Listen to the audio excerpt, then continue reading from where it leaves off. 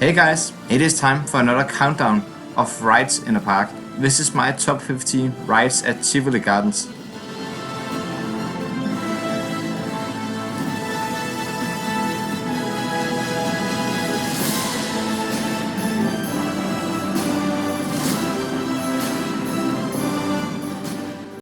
At number 15 spot, we have Fata Morgana.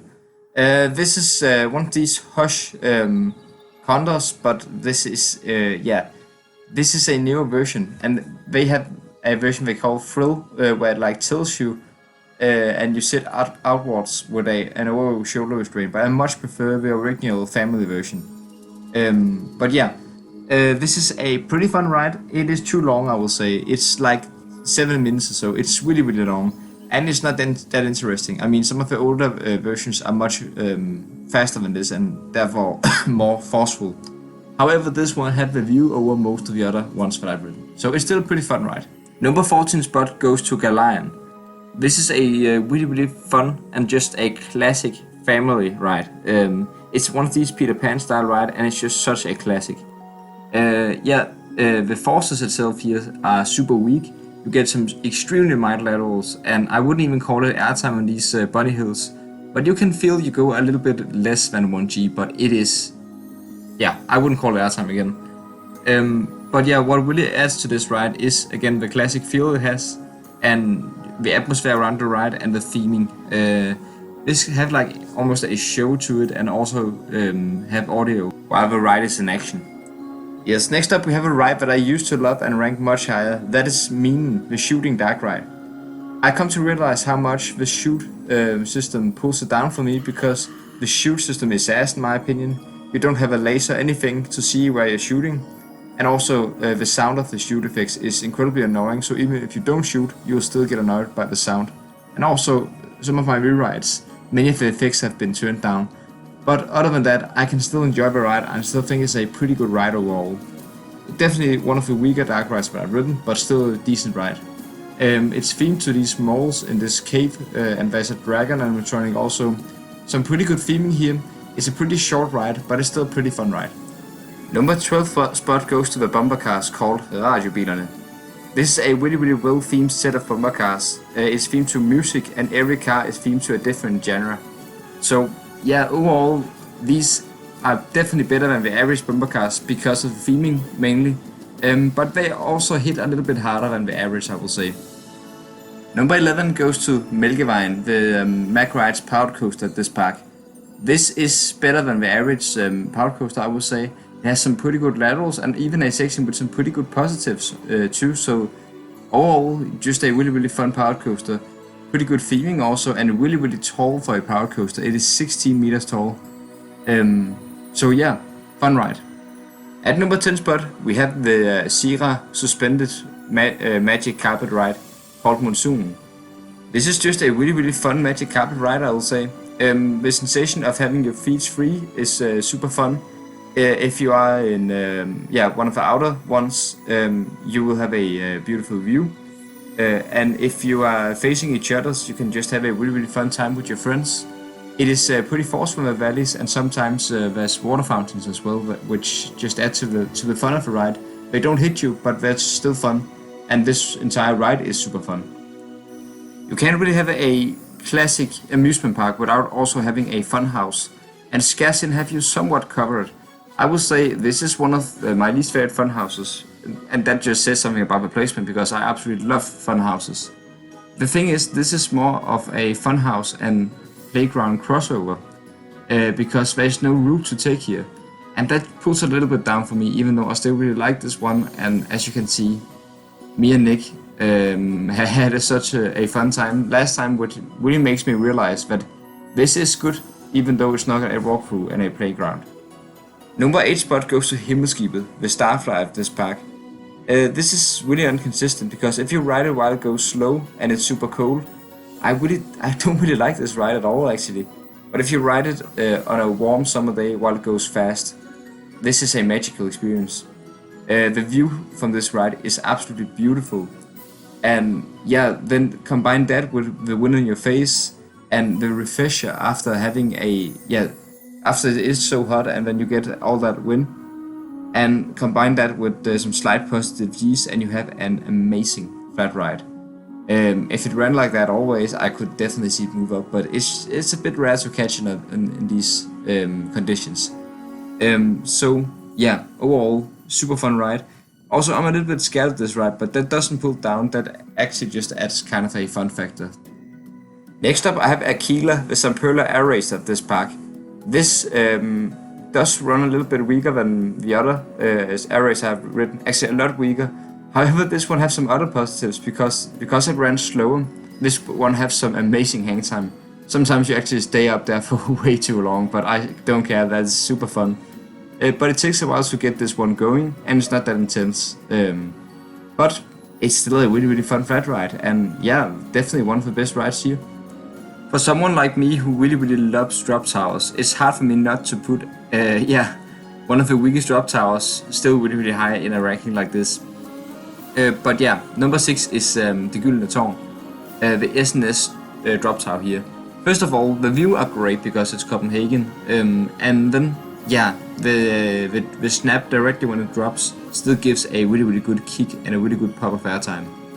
But after that, yeah, it feels like it just loses its force, but it's still a really fun ride, which is why I still rank it really high in this park. Number 5 spot goes to Tic Tac. This is a really fun, pretty intense flat ride with some amazing theming. It looks absolutely beautiful, especially at night. And yeah, then you can just get some pretty good flips here. You can also get just some upside down hang time while going around on the ride. Provide some good laterals. You can get some really good positives, and you can get some really good hang time with this ride. And if you get some really good flips here, it is super satisfying. However, if you don't really get any flips and just have some underwhelming maneuvers, it can be really unsatisfying, which is why it isn't ranked even higher than it is. Next up, we have the B&M Flawless Coaster, Dæmonen. I've grown to like this coaster a lot more than I used to. I used to rank this in the lower half of the top 10. However, yeah, I think it feels like it runs a little bit faster, but maybe it's just me that now knows where to sit on this one. It's definitely a back row is the place to go, and then the left seat is the best one, I'd say, because you get some really pleasant float on the drop. The pre-drop section is also pretty fun, and then the free inversions are fun, but nothing too special. The two first have some mild positives in the valleys, and then the third one is whippy and floaty and just super pleasant. It also have a pretty good transition and a little pop of floater airtime into the brakes. Overall, a really fun, pleasant ride that also have some really good theming and landscaping around the ride. But beating out Dæmonen, we have a ride that most Danish GPs that I know call super boring. I think this is an amazing dark ride, the Flyvende Kuffert. It's far better than the other dark ride mean in my opinion. First of all, this is a nostalgia trip for most Danish people, I think. Since it's about Hans Christian Andersen's, which is the biggest outlet in Denmark. It's about several of his fairy tales, and you even have onboard speaker that tells you about each story. The set pieces here are great. They're not the highest quality, however, they're not supposed to. They're supposed to feel like, almost like a live theater of these fairy tales that he made. It's super Danish, it's Danish culture this is, and it is amazing. I think this is an excellent dark ride, and it should get more attention than it gets, definitely. But the Flyvende Kuffert is the second best non-upcharge attraction at this park for me. Because my number 2 spot is Villa Veneta, and even if you have entrance and wristband paid, you still need to pay 60 crowns extra to ride this. And I really hope they change that in the future, because they already charge a lot of money for entrance and wristband, so I don't really think that's fair, but that's how it is, and that's not what I'm supposed to talk about. So click to this point if you don't want to see some scenes in this walkthrough attraction with lights on, because I'm going to talk about that and show some. I do have little to nothing, but I do have some, and let me just say that the theming in this maze is incredible, and when it's dark and some light effects too, it gets so much better than in these two small clips here. And the scare actors are great. It's not really jump scare heavy, they're just creepy, these actors. They're really creepy. I love these kind of attractions. This is by far the second best ride of this park for me, because this is definitely one of the best ones that I've done. So therefore, amazing walkthrough attraction, amazing ride in Tivoli, but please make it free. Please include it in the wristband. I think we deserve that after we lost Vertigo. Speaking of which, let's talk about 2 rides that are sadly defunct that could have been number 2 and 3 in the park. Number 3 could have been Dragon, in my opinion. This horse ride was absolutely insane. It had some mad rapid positive G's, and yeah, it was definitely the second most intense ride of the park while it was here. While the most intense ride was Vertigo, which could have been number 2 and actually could have been really close to number 1.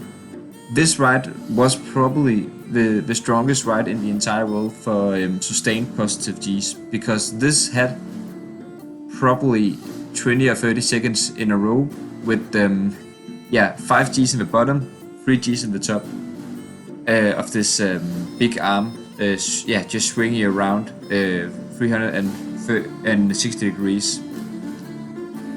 Both rides were insane and I missed them, and Vertigo was taken down due to technical problems and due to the capacity being pretty bad, and Dragon was taken down to make room for Fata Morgana, which was number 15 on this list. So yeah, you can definitely tell that I don't think that was a worthy replacement at all. But as long as they don't replace my number 1 spot Orochiban with something, I'm happy, because this ride is just one of my personal favorites of all time. It's such a classic. It's almost like a vintage ride. I mean, it's more than 100 years old, and you can ride this with such a loose lap bar and you'll get some amazing airtime. But it's not just about the airtime. This ride also has some really good laterals, and it's not even about the wide forces only. This ride's in complete overall experience with all the theming, the rock broken mountain, the fact that it has a brakeman adds a whole lot of atmosphere to this ride. It all combines to make an incredible experience and one of my favorite coasters of all time. Thanks for watching this video. What's your favorite ride at Tivoli Gardens? Comment down below. Bye guys.